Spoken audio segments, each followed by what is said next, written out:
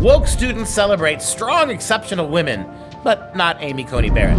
I bet if she gave up her pursuit of the Supreme Court to teach women's studies in some second-rate college, she would suddenly be celebrated as a feminist. Feminism, dumbing down achievement and demeaning actual women for 5 decades now. I'm Dr. Duke, she's Katie, and this is The Dr. Duke Show.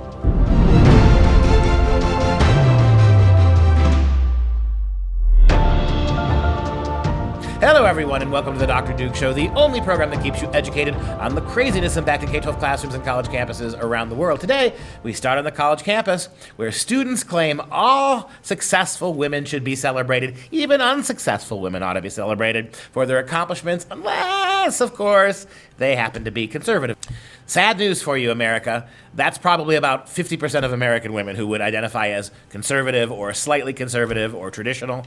And that's 50% of the women in this country going about their business every day, taking care of families, nursing, teaching, engaging in all sorts of jobs of every strategy, law, politics. And in many ways, Amy Coney Barrett is the embodiment of those women.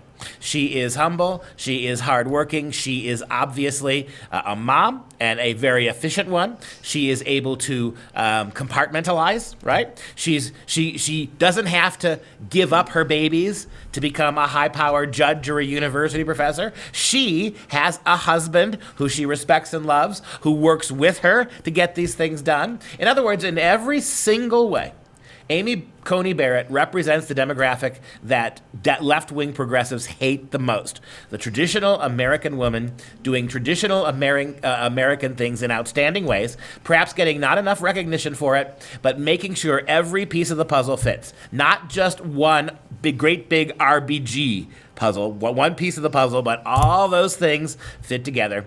And you can tell by the way that she's being grilled that the one thing they won't talk about is the Constitution. What is the point of these hearings if it is not to measure the Constitution by the temperament of this particular judge? But all you're getting here is all of this stuff surrounding her. That tells you right now that she is probably perfectly qualified for the job, and they have no other line of attack. Now, dealing with these questions on a college campus to young girls and boys, college-age boys, who have been completely brain scrubbed by their professors into believing that women, hashtag me too, but hashtag not her, right? That seems to be the place we are on campus now. Yeah, so Campus Reform, in its usual fashion, decided to take a look at the University of Florida. Ask some students there, you know what, do you celebrate women who have made these significant accomplishments, especially when these women tend to be working in male-dominated fields when they reach the peak? Should they be celebrated? And, well, let's see what they say. So do you think women who have reached the top of male-dominated fields should be celebrated by feminists? I definitely say yes, because we have to work harder to get into it.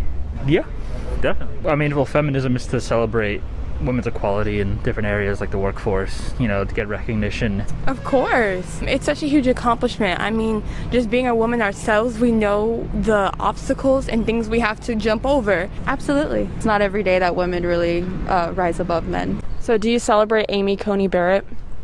Lots of reviews are backwards towards what feminists have been fighting for since they got the right to vote. I do not support her views and how she feels about abortion. But Trump nominated her? Yes.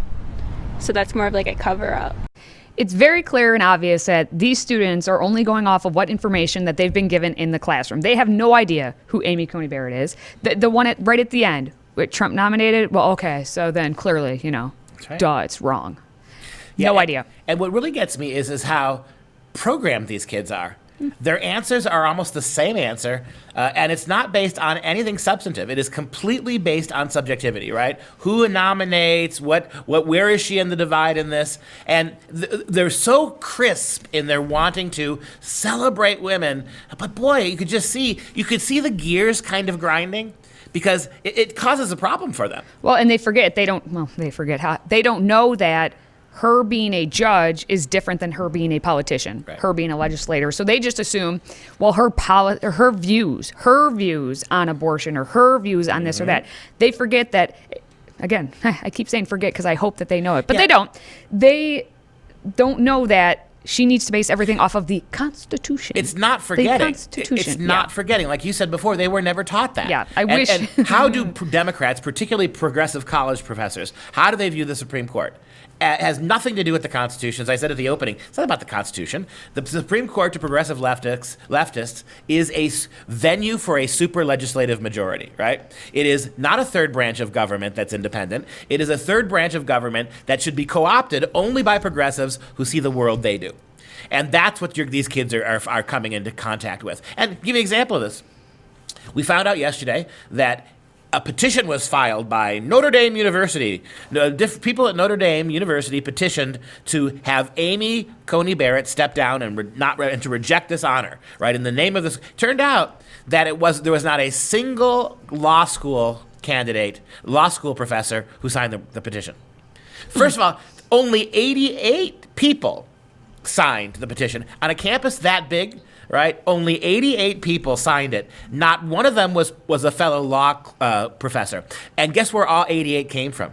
I'm just going to go from some left-wing... The humanities. The humanities. So English professors and history professors and philosophy professors, right? They're the ones who are picketing her and protesting her. So you wonder why these kids have the attitudes that they do. It's hardly surprising. Oh, of course, it's not surprising at all. And just to go back to the girl at the very end with that clip, because she says, but Trump nominated her, ?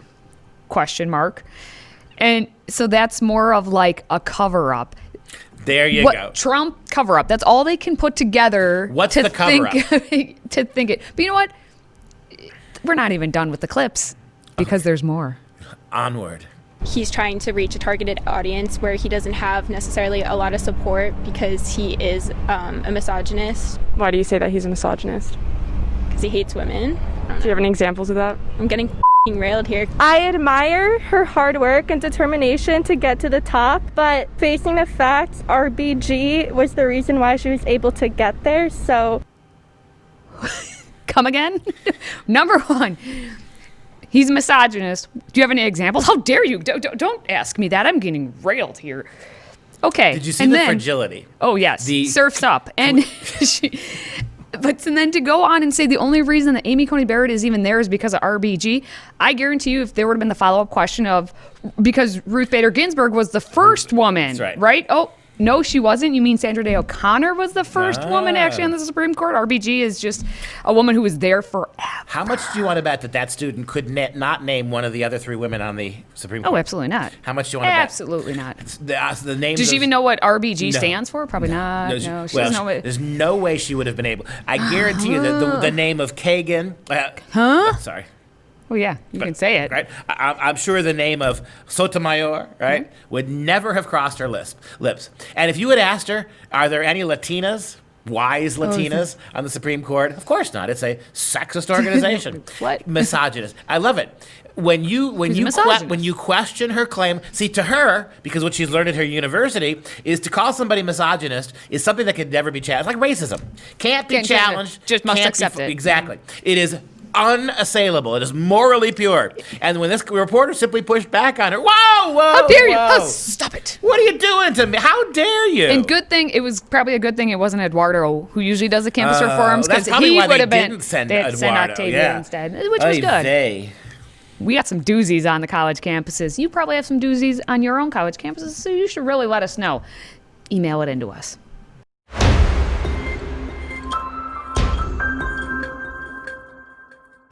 So we know the West has been on fire for almost ever. And every year it goes on fire at some point. And every year... on fire. No. So every year we hear that it's always climate change. It's always climate change. And now we're finding out that's not just climate change. It's your fault. You, sitting right there, hi, because you are a white Christian. So... Yes. There. I remember that clause. I remember that clause in the Gospel of Matthew. I'm sorry. It was not the Gospel of Matthew. It was the Gospel of Rachel Carson. There it is. Chapter 3, verse 17. Foreth the Christian burneth down the land, for he hateth nature. I remember the Gospel of Rachel Carson. It's in there. Check it out. Yeah. Well, Professor Susan Shaw says, in an opinion piece, which she's going to claim is on fact, but she's a professor of women, gender, and sexuality studies at Oregon State University. She says in her little article for the Baptist News Global that, it's the white Christians' fault. Can't even get through it without laughing. Also, she is an ordained Baptist minister and got her master's and doctoral degrees from Southern Baptist Theological Seminaries. Well, okay. She also wrote a book called Intersectional Theology, an introductory guide. So that's her little bona fides, and now she's claiming that you white Christian folk are all right, at fault for starting the fires out west. Two things. One, show the picture again. She is separated at birth from you, Katie. Look at she's wearing the Argyle. Yeah. You are, is there a relationship here? Is this a relative of yours? Nope. Nope. The article starts out saying the facts about how the fire is burning and where, and then it dives into the many Christians, especially white Christians, what I'm biting over, have embraced denial of climate science. So Christians are guilty because they don't believe in climate science. Yeah. So all right, let me just take her logic. If I don't believe in climate science as a Christian, all right, how am I responsible for those fires? What's the connection? Well, does my mythical sky god intervene and says, my loyal denying creation, Dr. Duke, does not believe. I will validate his disbelief by casting major fire spell over California. Okay. Is that how that works? No. So I'm going to go through what she says because you got to take you through the article. You can't just have your cake before dinner. You have to takes eat your an dinner Argyle first, so you have to go through it. Okay, then. Trump got thrown into the little movement because we know, of course, everything gets tied into Trump somehow, some way. And so she says, many white Christians believe God won't let climate change destroy the earth. Others see climate-related disasters as signs of the end times. White evangelicals continue to support Donald Trump overwhelmingly, even though the Trump administration has tried to roll back more than 100 environmental protection regulations. So she's bringing in Donald Trump. She's bringing in the fact that climate science really, especially on the Christian side, isn't bowed down to, and she's mashing them together. I will bite. Explain to me how rolling back existing climate legislation burnt down California's forests. When we have how many people did we have arrested for starting those fires? Didn't we? Isn't this the fire that began in part because you had a gender reveal party? Remember that one? There were a couple different fires, and some of them have been debunked and said they're not the reason that they started it. But here, my whole argument with the whole thing is that California, especially the California fires, they haven't had the controlled burns like they that's right. should. All the environmental laws that California passed prohibits California parks people to clearing out the dangerous underbrush. Well, and the fact that even if you read her sentence, the Trump administration has tried to roll back more than it didn't say he did roll back. He's tried to, but since the Obama era, California has not been doing the controlled burns like they should. If Donald Trump had rolled back the rules in California that prohibits people from going in and clearing out the undergrowth, the highly flammable, dead and dried out undergrowth in the name of protecting some beetle, if he had done that, right, if that had been rolled back, a lot of these fires never would have got started. Yeah, true. And explain the other thing to me that gets me confused. On the one hand, too many Christians don't believe that God would destroy the planet. True. Do we not believe in Noah? Do we not believe that it's going to be, that when the second coming comes? Times. I mean, she's a Baptist minister, for God's sake. Fire and freaking brimstone. This is your argument? And I love the tautology. Many Christians don't believe that God would destroy the Bible, and others believe that destruction of the climate is something God would do. Of course. Well, here's the kicker of all of it, okay? She says, so perhaps the issue is not one of the Bible or theology at all, but of whiteness and politics of the status quo. That's what you want to hear from your Baptist minister on a Sunday. Maybe all this stuff about Christ isn't the answer at all. Maybe the real question is whiteness. You're putting too much credence on the fact that she's ordained Baptist when really she's a women, gender, sexuality studies professor. Focus more on that part.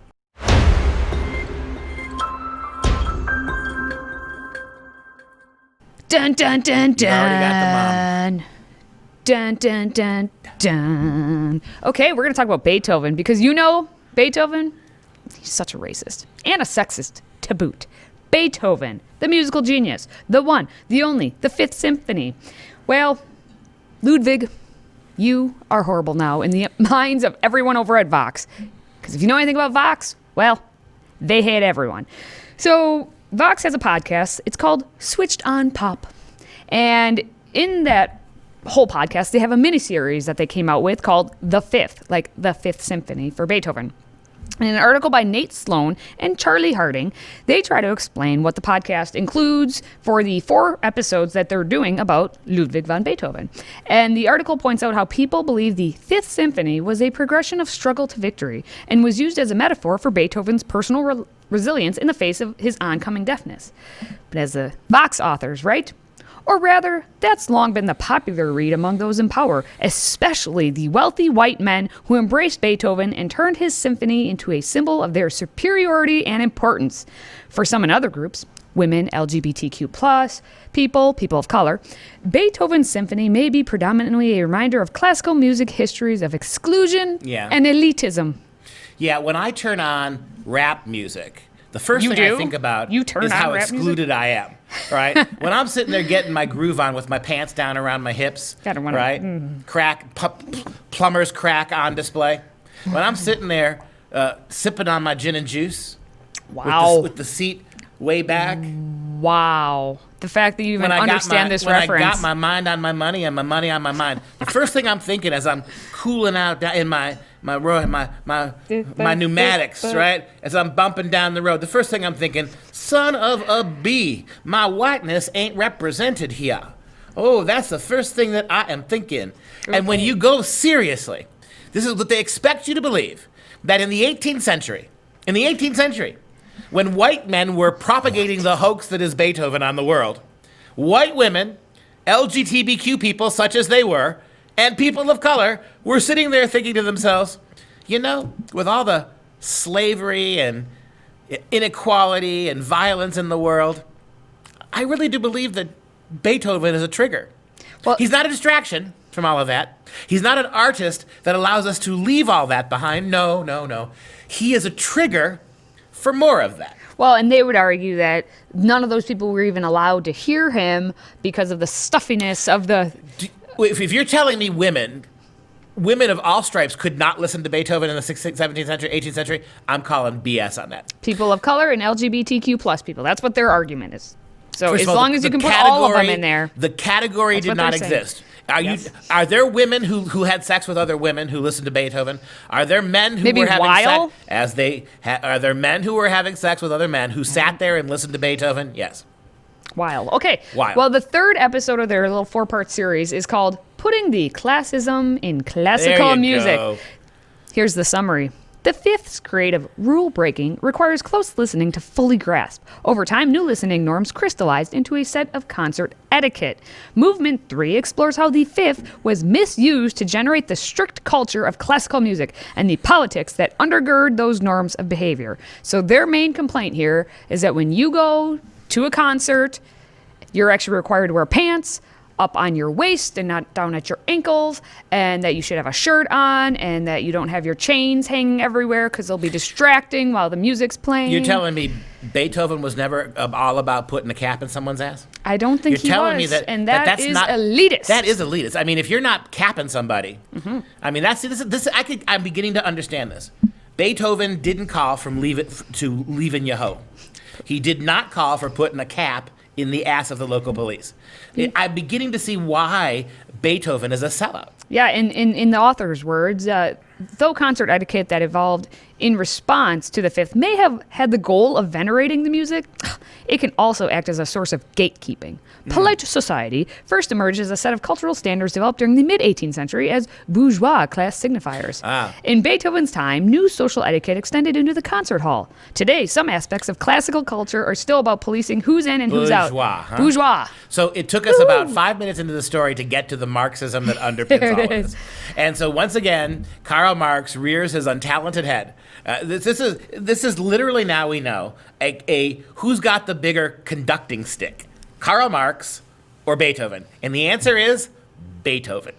Karl Marx is a failed economist, pasty white boy, right? pasty white failed economist whose garbage bin ideas were rescued by sociologists who wanted to upturn freedom and liberty on the one hand, and the greatest classical composer in the history of music on the other side. I think blind, deaf and dumb Beethoven wins this match hands down.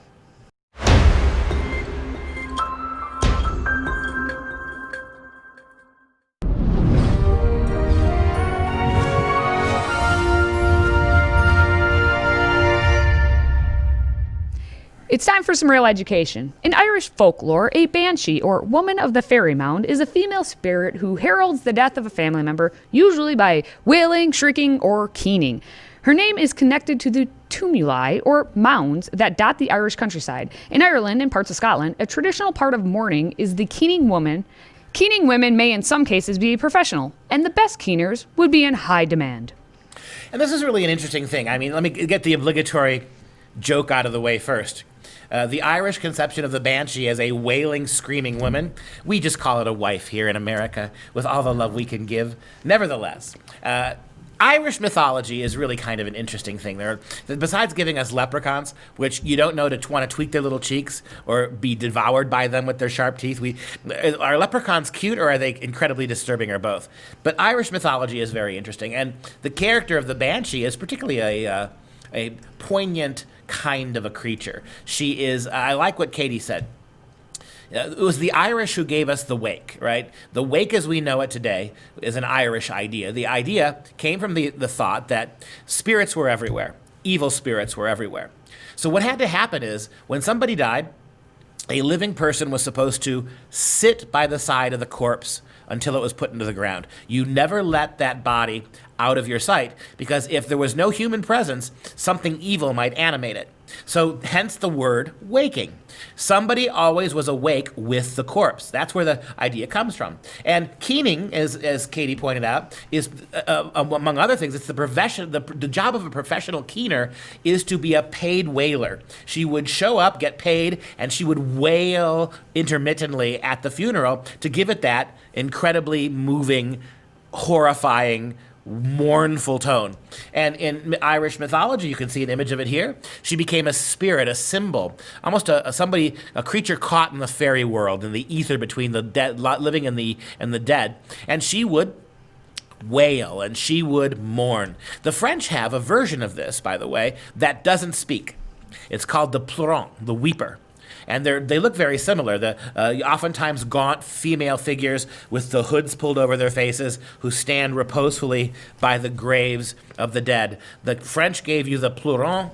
The Irish give you the banshee, a much louder, much screechier form of this mythological creature.